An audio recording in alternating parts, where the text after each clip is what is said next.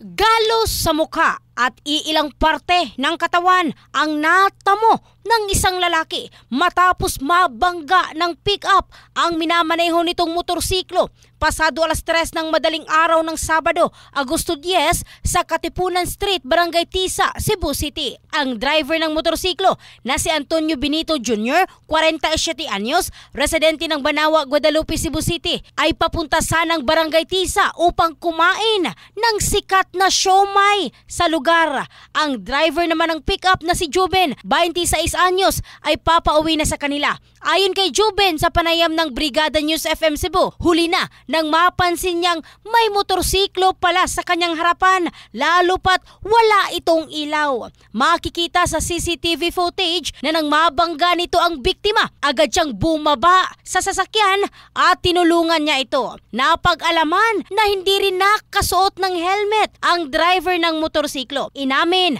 ng dalawang driver na pareho silang nakainom ng alak. In the heart of changing lives, ito si Michelle Craste ng Brigada News Philippines, the Music News Authority.